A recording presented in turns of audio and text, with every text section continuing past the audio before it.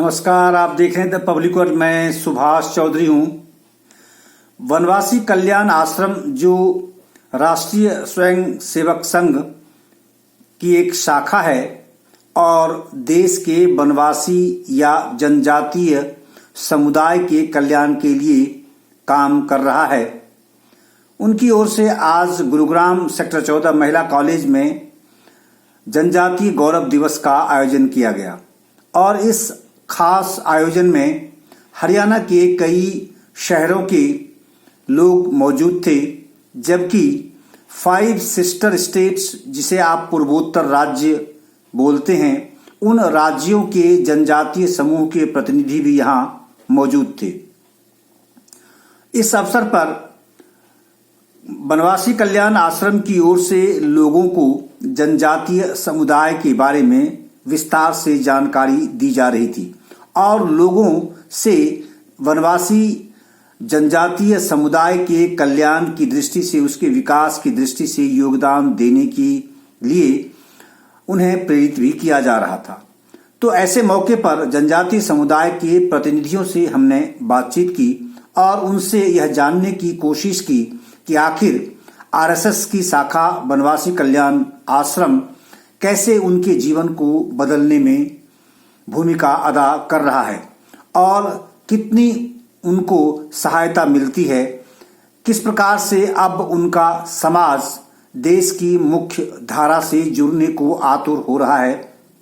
बल्कि यूं कहें कि अब जनजातीय समाज, वनवासी समुदाय अपनी पुरानी संस्कृति, हिंदू माइथोलॉजी, हिंदू संस्कार और हिंदू संस्कृति की ओर बड़ी संख्या में लौट रहे हैं और उन इलाके में ईसाई मिशनरी जो इन्हें धर्म परिवर्तन कराकर इनको शिक्षा दीक्षा के नाम पर इनको प्रलोभन देने में लगी हुई हैं, अब उन पर काफी हद तक रोक लग चुका है और बड़ी संख्या में जो ईसाई धर्म भी स्वीकार कर चुके थे, माता पिता और बच्चे सहित, अब वो भी वनवासी कल्याण आश्रम की कोशिश से, अनथक प्रयास से अब वापस अपने धर्म की ओर हो रहे हैं। और वनवासी कल्याण आश्रम की ओर से उनके शिक्षा दीक्षा, उनके वेलफेयर, उनके अन्य विकास की दृष्टि से चलाए जा रहे प्रकल्प में बहुत बड़ी भूमिका अदा कर रहे हैं और उसके साथ जुड़ रहे हैं। ऐसे ही 2-3 लोगों से मैंने यहाँ बातचीत की। उनमें से एक चीफ मेडिकल ऑफिसर हैं जो एक ईएसआई हॉस्पिटल दिल्ली में नियुक्त हैं और दूसरी हिंदी की शिक्षिका हैं जो मिजोरम स्टेट से आई थी यहाँ, और तीसरे एक छात्र हैं जो असम से हैं और दिल्ली कॉलेज ऑफ आर्ट्स के वो स्टूडेंट्स हैं, फाइन आर्ट्स के। तो उनसे अनुभव हमने जानने की कोशिश की, कैसे आखिर वनवासी कल्याण आश्रम उनके लिए सहयोगी साबित हो रहा है, उनके जीवन को बदलने में मददगार साबित हो रहा है। आइए आपको सुनवाता हूं उनकी जो अनुभव हैं और जिस प्रकार की परिस्थिति उन्होंने पहले के जीवन में देखी और बाद में वनवासी कल्याण आश्रम से जुड़ने के बाद उनमें क्या बदलाव आया और उन्हें किस प्रकार की मदद मिली। आइए उन्हीं के शब्दों में सुनते हैं। आपका क्या शुभ नाम है? मेरा नाम है रातुत नूनिसा और मैं दिमासा जनजाति से हूँ। आप किस स्टेट से हैं? मैं असम से, मेरा असम राज्य है और मेरा जो डिस्ट्रिक्ट है वो कार्बी आंगलोंग से है। तो अभी क्या आप पढ़ाई कर रहे हैं या सर्विस में हैं? नहीं, मैं अभी स्टूडेंट हूँ कॉलेज ऑफ आर्ट और मैं अभी कोर्स कर रहा हूँ BFA bachelor of fine art from college of art. तो मेरा अभी अगले साल मेरा ग्रेजुएशन है। दिल्ली कॉलेज ऑफ आर्ट से? या दिल्ली कॉलेज ऑफ आर्ट, या जो ITO के पास है उससे? यस, ITO के पास जो है वही। तो आपका जैसे अब आप अपने स्टेट से निकलकर जब यहाँ आप आए हैं और जब पढ़ाई कर रहे हैं, तो आपको किस तरह का रिस्पॉन्स, कैसा अफेक्शन मिल रहा है यहाँ के लोगों से? यहाँ के लोगों से मतलब बहुत ही अच्छा रिस्पांस मिल रहा है मुझे और बहुत ही फ्रेंडली है यहाँ के नेचर्स वगैरह। और मेरे कॉलेजेस के बहुत सारे फ्रेंड्स भी हैं और मतलब ऐसा नॉर्मली बिहेव करते हैं लाइक अ फ्रेंड, ऐसा लाइक भाई बहन की तरह। तो मुझे कोई प्रॉब्लम नहीं आती इन सब चीज़ों में। हाँ, मतलब कभी कभार लोग चाइनीज़ नेपाली बोलते हैं बट इससे इतना फ़र्क नहीं पड़ता। अच्छा, तो आप मुझे ये बताइए, ये आप इस संगठन से, जो जनजातीय ये संगठन है आरएसएस का, इससे कब आप जुड़े? मैं 2008 से एक्चुअली मेरा जो दादाजी है वो अध्यक्ष रह चुके हैं इस कल्याण आश्रम के, गुवाहाटी कल्याण आश्रम के। तो उसी के थ्रू तो मेरा कनेक्शन हुआ था। मेरे पापा को लाइक इस तरह से मतलब कहा गया, तो पापा को बहुत इम्प्रेस हुए, तो फिर पापा ने मुझे यहाँ भेजने के लिए वो निर्णय लिया। तो आपने इससे पहले की जो पढ़ाई की वो कहाँ से की? मैंने क्लास केजी में मैंने किया था एक क्रिश्चियन स्कूल में। उसके बाद मेरा ट्रांसफ़र हो गया था केंद्रीय विद्यालय स्कूल में, फिर मेरा दिल्ली आना हुआ। वैसे मेरा पापा का प्लानिंग था कहीं बाहर भेजने का, तो दादाजी ने जो कल्याण आश्रम के कहा तो पापा को सही लगा, इसलिए बच्चे भेज दिया मुझे। तो इस कल्याण आश्रम के बारे में पहले से आपको जानकारी थी या दादा के थ्रू आपको जानकारी मिली? तो आपने कभी इनके कार्यक्रम में इससे पहले कभी आपने इस कार्यक्रम को अटेंड किया? 2008 से पहले मैंने किसी कार्यक्रम वगैरह में अटेंड नहीं किया, लेकिन गुवाहाटी जब मेरा दादाजी ने मुझे इन कल्याण आश्रम के बारे में बताया, तब से जब मेरा यहाँ दिल्ली आना हुआ, तब से मैं धीरे धीरे कार्यक्रम में अटेंड करने लगा। मैं यहाँ पे नरेला एक छात्रावास है, तो मैं वहाँ का एक स्टूडेंट हूँ। तो मेरा क्लास 10 और 12 यहीं से हुआ है मेरा। अभी मेरा ग्रेजुएशन भी होने जा रहा है। जो गवर्नमेंट ने अब जो ये जनजातीय गौरव दिवस शुरू किया है और आज आप यहाँ अटेंड कर रहे हैं, इससे जो एक्टिविटीज़ चलाई जा रही है, क्या आप संतुष्ट हैं? क्या इस प्रकार की एक्टिविटीज़ जो है इसको और इन्हेंस करने की आवश्यकता है, इसको और आगे बढ़ाने की आवश्यकता है, या फिर ये आपको लग रहा है कि ये ठीक है आपके समाज के उत्थान की दृष्टि से? मुझे मेरे अकॉर्डिंग सही लग रहा है, बिल्कुल सही लग रहा है। और मैं भी चाहता हूँ कि मैं भी कुछ अपना ये BFA जो मैं कोर्स कर रहा हूँ, एक प्रोफेशनल कोर्स, जो एक्चुअली मैंने नोटिस किया है कि नॉर्थ ईस्ट में जो है वो फाइन आर्ट जो फील्ड है उसमें थोड़ा सा स्कोप कम है। तो मैं चाहता हूँ कि आगे की पढ़ाई कंप्लीट करने के बाद मैं इस फाइन आर्ट के बारे में लाइक थोड़ा सा मतलब आगे बढ़ाना चाहता हूँ, मतलब नॉर्थ ईस्ट में। आप इस प्रोफेशन को आप अपने स्टेट में और जो आपके समाज हैं उसको आप इसमें और इस्टेब्लिश करना चाहते हैं, इसे आप और एक्सपेंड करना चाहते हैं, आपका ये है। तो उस मद में क्या आपको लगता है कि संगठन की ओर से जो शाखा है संगठन का, RSS का, इससे आपको मदद मिलनी है? क्या इस प्रकार की कोई आश्वासन आपको मिलता है या इस प्रकार की प्रोविजंस दिख रहे हैं आपको? जी हाँ, मुझे दिख रही है, क्योंकि जो मेरा बचपन से मैंने जो जिस तरह स्कूल में पढ़ा है तो वो निःशुल्क था। मतलब मुझे मतलब हॉस्टल के खर्चा के लिए कभी कभी मुझे देना पड़ता था, लेकिन साल भर का, लेकिन मोस्टली निःशुल्क होते थे। तो मेरा फ्री में एजुकेशन हुआ है कल्याण आश्रम के थ्रू में। That's it. जो अब आप जो स्थिति देख रहे हैं और जिस प्रकार का अफेक्शन आपको मिल रहा है, अट्रैक्शन है और आपको सपोर्ट भी मिल रहा है, तो क्या आप अपने हम उम्र के लोगों को, जो आपकी एज के और लोग हैं या आपसे आने वाली पीढ़ी है, बच्चे हैं, क्या उसको आप इस संगठन के बारे में बताते हैं, ब्रीफ करते हैं कि ये हमारे वेलफेयर की सोचता है? या मैं बताता हूँ। तो आपने अब तक कितने और अपने यंग लोगों को, अपने यंग दोस्तों को इस संस्था से जोड़ा? जैसे मैं अपने जब घर जाता हूँ तो मैं कल्याण आश्रम के बारे में लोगों को बताता हूँ, और मतलब जिस तरह से फैसिलिटीज़ देते हैं और जिस तरह से हमें मदद करते हैं उन सब चीज़ों के बारे में मैं बताता हूँ। और मेरे कॉलेज फ्रेंड्स हैं तो उनको भी मैं कभी कभार बताता हूँ। तो धीरे धीरे प्रोग्रेस पे है। अच्छा, लोग जुड़ना चाहते हैं इससे, इनके वेलफेयर जो स्कीम्स है, जो योजनाएं हैं या जो ये प्रकल्प चला रहे हैं उस तरह का। तो आपके गांव में भी इस संगठन का प्रकल्प चल रहा है? जी हाँ, लेकिन क्या नाम है आपके गांव का? नीलापुर। जी। स्टेट कौन सा? स्टेट आसाम है, डिस्ट्रिक्ट कार्बी आंगलोंग, और कार्बी आंगलोंग में एक गांव है नीलापुर नाम, तो मैं वहीं से हूँ। तो मेरे गांव में भी कुछ लोग हैं, जैसे रायपुर हो गया और भिवानी हो गए, तो उनमें सब छात्र वगैरह गए हुए हैं। हमारी शुभकामना आपके फ्यूचर के लिए, आप आगे बढ़े, अच्छा करें। बिल्कुल हम और आप बिल्कुल जुदा नहीं हैं, हम एक हैं, है ना? बिल्कुल सब एक बिल्कुल एक है। ठीक है, अब एक और आपको जनजातीय समाज, एक और मैं महिला से आपको मिलाना चाहता हूँ और उनके अनुभव आपके साथ में साझा करूँगा। आपका शुभ नाम? मेरा नाम ललिता चकमा है। आप किस स्टेट से हैं? मैं मिजोरम स्टेट से हूँ। और आपकी जनजाति जो समाज है वो कौन सा है? मैं सकमा जाति से ही बिलोंग करती हूँ। अभी अब क्या प्रोफेशन है आपका, क्या कर रहे हैं? अभी तो मैं टीचर हूँ। कहाँ? मिजोरम हिंदी टीचर हूँ। हिंदी टीचर हैं। अच्छा, तो मिजोरम में ऐसे कहा जाता है कि नॉर्थ ईस्टर्न स्टेट्स के जो उनके अपने रीजनल लैंग्वेज हैं उससे ज़्यादा अफेक्टेड लोग रहते हैं, हिंदी के प्रति ज़्यादा रुझान नहीं है। आपको एक टीचर के रूप में क्या अनुभव है? हाँ, ज़्यादा तो रुझान नहीं है, लेकिन अभी धीरे धीरे फिलहाल अभी हिंदी के बारे में अभी उन लोगों को इंटरेस्ट होने लग गया है। अभी पहले की अपेक्षा अभी बहुत ही अच्छी है कंडीशन, मतलब समझते हैं अभी, थोड़ा बहुत समझते हैं और इंटरेस्ट भी बढ़ता जा रहा है अभी फिलहाल। पहले नहीं था, अभी फिलहाल। मतलब नंबर ऑफ स्टूडेंट्स आपके स्कूल में हिंदी पढ़ने वाले बच्चे बढ़ रहे हैं? हाँ जी, हाँ जी। आप इस जो बनवासी कल्याण ये संगठन है, इससे कब आप जुड़ी? मैं इससे तो एक्चुअली मैं कल्याण आश्रम के से ही पढ़ के निकली हूँ, तो 1995 से ही मैं जब बचपन से ही पढ़ के अभी निकल के अभी भी मैं जुड़ी हूँ। यानी आपके जीवन निर्माण में इस संगठन का बड़ा योगदान है। आप महिला हैं और आपने बहुत सारी आपकी महिलाओं से बातचीत होती होगी, आपके समाज की महिलाओं से बातचीत होती होगी, तो उनमें से क्या उनमें आकर्षण है इस संगठन के प्रति? क्या उन और महिलाओं की संख्या बढ़ रही है संगठन से जुड़ने की? बिल्कुल है।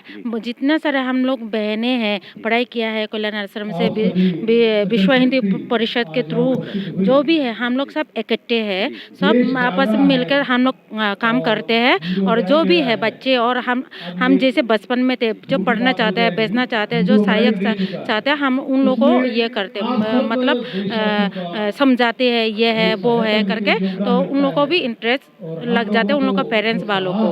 लेकिन इस तरह के ऐसा एक परसेप्शन है खासकर नॉर्थ इंडिया में, सेंट्रल इंडिया में, कि जो नॉर्थ ईस्टर्न स्टेट्स के रेजिडेंट्स हैं उनका झुकाव क्रिश्चियन कम्युनिटी की ओर ज़्यादा हो रहा है। क्या वो रुका है अब? अगर इस प्रकार के संगठन जब वहाँ जा रहे हैं और काम कर रहे हैं आरएसएस की ओर से, या जो बनवासी कल्याण संगठन है, तो क्या इससे अब वो रुका है? हाँ, पहले की अपेक्षा तो रोका है, क्योंकि मैं भी खुद पहले पढ़ती थी मिशनरी की स्कूल पे, लेकिन मेरे पेरेंट्स वालों ने बिल्कुल टोटली मना कर दिया था। फिर कल्याण आश्रम के थ्रू मुझे यहाँ भेजा गया। फिर फिलहाल पहले की अपेक्षा बहुत ज़्यादा रोका गया। पहले हर स्कूल का, मिजोरम का हर स्कूल है वो सब मिशनरी का ही होता था, अभी तक है। तो ये आपको लगता है कि जो मिशनरी है उसका एक मजबूत विकल्प है बनवासी कल्याण आश्रम? हाँ जी।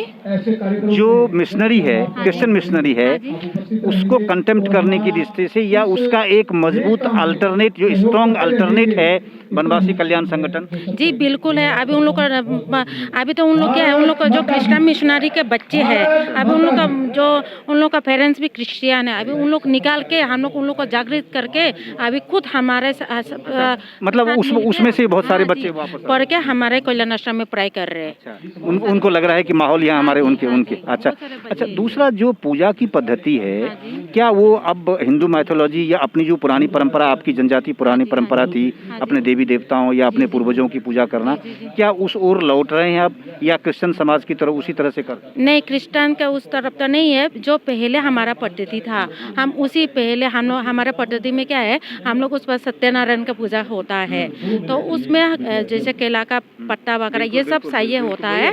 हाँ जी। तो अभी पहले बीच में ये गायब हो गया था, लेकिन फिर से ये लौट कर आया है हम लोगों के पास। अभी तक हम लोग ये नहीं भूले हैं ये रीति रिवाज।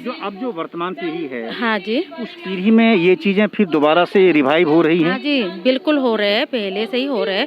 पहले के अपेक्षा का देखा जाए तो अभी बहुत ज़्यादा कल्याण आश्रम के द्वारा ही ये सब हो पाया है। अगर कल्याण आश्रम नहीं होते, पूरा मिशनरी ही होता, तो ये नहीं हो पाता। तो ये इसका असर आपको आसपास के उस 5 राज्यों में जो नॉर्थ ईस्ट, जो सिस्टर स्टेट्स बोले जाते हैं भारत की दृष्टि से, तो क्या उन सारे स्टेट्स में अब इसका असर दिख रहा है? जी बिल्कुल दिख रहा है, सारे स्टेट्स में दिख रहा है, क्योंकि वो सारे ये हम लोग एक दूसरे के संपर्क में रहते हैं, इसलिए कितना किस में कितना हुआ, कितना पूरा, ये हम लोगों को पता लग जाता है किस तरह से होता है। तो मतलब अब समाज में इस प्रकार की जागृति आ रही है कि वो क्रिश्चियन मिशनरी की ओर नहीं जा रहे हैं, एक तरह से रुक रहा है। और आने वाली पीढ़ी, ये उम्मीद की जा सकती है कि आने वाली जो पीढ़ी हमारी है जनजाति समाज की, बनवासी समाज की, वो पूरी तरह से अब अपनी ही मैथोलॉजी में विश्वास करेंगे। धन्यवाद आपका हमसे बातचीत करने के लिए। द पब्लिक वर्ल्ड से आपका शुक्रिया, बहुत बहुत मेरी शुभकामना आपके साथ। हम और आप एक हैं, बिल्कुल। ये आपने सुना अभी कि मूल निवासी हम सब एक हैं, बिल्कुल एक ही खून है, एक डीएनए। धन्यवाद आपका, धन्यवाद आपका। एक और बनवासी समाज से और मिलाते हैं आपको जी। आपका शुभ नाम? मेरा नाम है दादा धनंजय रियांग। अच्छा, और आप किस समाज से हैं? मैं रियांग समाज से हूँ। अच्छा, स्टेट कौन सा आपका? त्रिपुरा। वेरी गुड, आपसे बहुत अच्छा लग रहा है मिल करके। आप मुझे ये अभी आप क्या प्रोफेशन क्या है आपका? अभी मैं दिल्ली के ईएसआई अस्पताल में अभी मैं सीएमओ हूँ। वेरी गुड, बहुत अच्छा आपसे मिल करके बिल्कुल है। ये तो बहुत बहुत खुशी की बात है और मुझे गर्व हो रहा है कि आप दिल्ली में और एक गवर्नमेंट हॉस्पिटल में आप सीएमओ हैं, बहुत अच्छी बात है। आप मुझे ये बताएं कि आप ये बनवासी कल्याण आश्रम से, इस संगठन से आप कब जुड़े? मैं चाहता हूँ कि मैं यहाँ तो कैसे पहुँचा, मैं पहले बताना चाहता हूँ। एक्चुअली मेरा गांव असम मिजोरम के बॉर्डर में मेरा गांव है। वहाँ पर चलता है ये स्कूल जी, एकलव्य विद्यालय। अच्छा, एकलव्य विद्यालय से तो मैं पढ़ा हूँ वहाँ पर। वहाँ पर क्लास 4 तक का वहाँ का व्यवस्था है। अच्छा, 4 के बाद वहाँ पढ़ने का व्यवस्था नहीं है। हाँ, तो मैंने 1 साल तक क्लास 4 के बाद मैंने 1 साल तक मैंने वहाँ पर सब्जियाँ बेचा क्योंकि मेरा पढ़ाई छूट गया था। उस समय 89 में क्या हुआ कि कानपुर में खुला बनवासी कल्याण आश्रम का नया हॉस्टल। तो कहे कि हमें इस इलाके से हमें 10 बच्चों को चाहिए। तो मेरा गुरुजी ने कहा कि ये धनंजय जाएगा पढ़ने कानपुर में। तो मेरे पिताजी ने अपना जमीन का टुकड़ा बेच के मुझे कानपुर में पढ़ने को मुझे भेज दिया सन 1989 में। 89 में फिर मैं आया कानपुर में बहुत अच्छा अपना सरस्वती विद्या मंदिर में मुझे वहाँ पर हमको दिया गया एडमिशन। मैं वहाँ से 5वीं से लेकर के मैं पूरा 12वीं तक मैंने पढ़ाई किया। पढ़ाई करने के बाद मैं फर्स्ट में ही मेरा तमिल बेस में हो गया था। तो मैं सिलेक्शन, लेकिन इस समय ये कहे कि ये ट्राइबल जो है असम का है, त्रिपुरा का है, ये यूपी को बिलोंग नहीं करता, इसलिए काउंसलिंग में हमको बाहर कर दिया गया। नेक्स्ट ईयर मैंने कड़ी मेहनत किया। अगले साल मुझे सामने कोटा में ही हमको मिल गया जनरल एडमिशन। तो मैंने वहाँ से भी बेस पढ़ाई करने के बाद मैं 2000 ये तो और डबल खुशी की बात है कि आप जनरल कैटेगरी में खत्म हो गया। फिर मतलब आपने दिखाया कि आपके पास जी हाँ उनमें कल्याण आश्रम का बहुत बड़ा योगदान है। जो कल्याण आश्रम है मेरा हर कदम में मेरे साथ था कि नहीं तो तुम नहीं जो तुम्हें पढ़ना होगा, तुम्हें करना होगा, तुम्हें जो करना है करो, तुम्हें जो पढ़ना है पढ़ो। फिर मैं 2004 के बाद पढ़ाई लगे, फिर मैं दिल्ली आ गया। दिल्ली में मैं तो सफदरजंग जी 5 अस्पताल में मैं काम कर चुका हूँ। अभी मैं ESI जो रोहिणी में वहाँ पर अभी मैं CMO हूँ। सो आर यू अ फिजिशियन और आई एम फिजिशियन। तो बनवासी Kalyan Ashram you have done MBBS from the Kanpur. तो कल्याण आश्रम मेरे माता पिता में कोई अंतर नहीं है, मैं आज ये समझता हूँ। आप इससे जो जुड़े हैं, आपको लगता है कि जिस प्रकार से ये प्रकल्प अपना चला रहे हैं और लोगों को खास करके नॉर्थ ईस्टर्न स्टेट्स में इन्हें इस संगठन को और ज़्यादा विस्तार देने की आवश्यकता है? बिल्कुल। जब तो कि वहाँ पर सभी जो अपने लोग जो ईसाई बन गए दोबारा वो वापस न आता है, तब तो कार्यक्रम को और तेज से चला के हमें और ज़्यादा काम करना चाहिए। मतलब लक्ष्य ये है कि जितने लोग हमारे भटक गए हैं, डाइवर्ट हो गए हैं, उनको वापस फिर अपनी मुख्य धारा में, अपने समाज में और अपनी माइथोलॉजी में वापस लाना। बिल्कुल। इसके लिए हम काम भी कर रहे हैं। दिल्ली कल्याण आश्रम के रोहिणी जिला का अभी मैं वहाँ का भी मैं वाइस प्रेसिडेंट हूँ, तो काम कर रहा हूँ। अब मैं वहाँ के लिए भी काम करता हूँ। जिस स्कूल से मैंने पढ़ा है तो विद्यालय को भी अभी मैं पैसा बेचता हूँ मेरे ओर से कि वहाँ पर कोई काम करना हो तो इसके लिए खर्चा तो मैं दूंगा। दूसरा एक बात होती है, जैसे आपकी उम्र के जो लोग हैं, जो लोग की वाकई डाइवर्ट हो चुके हैं, आपकी उम्र के लोग हैं, उनसे बातचीत होती है, उनको लगता है कि वो लोग अब आकर्षित हो रहे हैं आपको देख करके कि भाई आपने you have achieved this way. बिल्कुल। उस जनजातीय समाज से पढ़ के जैसे मैं बना डॉक्टर, तो लोग चाहते हैं कि और भी लोग ऐसे स्कूल में जाके पढ़ के जो डॉक्टर बने, इंजीनियर बने, और कोई और बने भी हैं। डॉक्टर तो नहीं मगर एक ही बने, इंजीनियर बना है, एक कोई टीचर बना। मैंने भी बहुतों के वहाँ के लोगों का पढ़ाई के खर्चा उठाइए, उनमें से भी कुछ लोग कर रहे हैं अभी भी तो वो काम कर रहे हैं। तो बहुत चीज़ें अभी काम होना मतलब आप समाज में भी ये जागृति आ गई है स्वयं, और वही अब अपने लोगों को और आकर्षित कर रहे हैं, उनको बता रहे हैं, उनको इसके बारे में जागरूकता पैदा कर रहे हैं कि अब वो लोग उस तरफ न जा करके इस तरफ और अपनी माइथोलॉजी में ही वो स्थिर हों। जी हाँ। जब कहा जाता है कि दिल्ली में, भिवानी में बच्चों को आना है, तो वहाँ के लोग ना कहते हैं हमें वहाँ के बच्चों से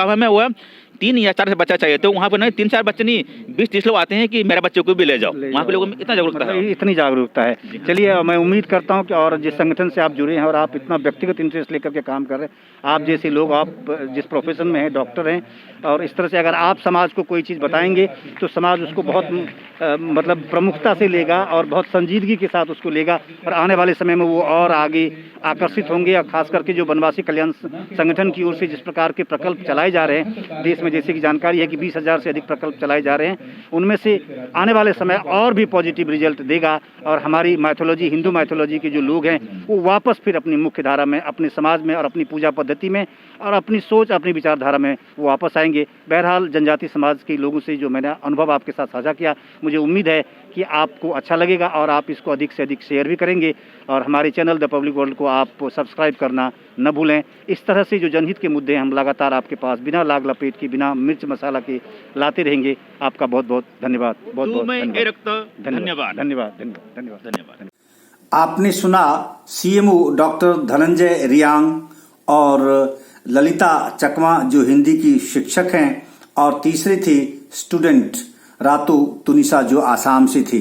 उनके अनुभव आपने देखे कि किस तरह से उनके दिलों में भारत बसता है और उनके जीवन को बदलने में वनवासी कल्याण आश्रम की कितनी महती भूमिका है और इस तरह से अब ईसाई मिशनरियों पर धर्म परिवर्तन कराने की जो उनकी प्रक्रिया थी, जो मुहिम चल रही थी, उस पर काफी हद तक रोक लगने की स्थिति पैदा हो गई है और बड़ी संख्या में ऐसे बच्चे, ऐसे माता पिता भी जो ईसाई मिशनरी के साथ जुड़ चुके थे, अब वो वनवासी कल्याण आश्रम के साथ जुड़ने को आतुर हैं, बल्कि जुड़ रहे हैं। और वनवासी कल्याण आश्रम की ओर से दिल्ली, हरियाणा के कई शहरों में, दिल्ली में भी कई जगह हॉस्टल खोले गए हैं जहां निःशुल्क ऐसे बच्चों के रहने की व्यवस्था की गई है, उनको पढ़ाने की व्यवस्था की गई है। तो बहुत अच्छी भूमिका वनवासी कल्याण आश्रम की ओर से अदा की जा रही है और मुझे लगता है कि आने वाले समय में नॉर्थ ईस्टर्न स्टेट्स में जहां की ईसाई मिशनरी ने अपना पैर बहुत मजबूती से स्थापित कर लिया था, अब उनके पैर उखड़ने वाले हैं। बहरहाल इस पेशकश में इतना ही और देश एवं दुनिया की अन्य खबरों के लिए देखते रहिए द पब्लिक वर्ल्ड और हमारे चैनल द पब्लिक वर्ल्ड को सब्सक्राइब करना न भूलें। आपका बहुत बहुत धन्यवाद।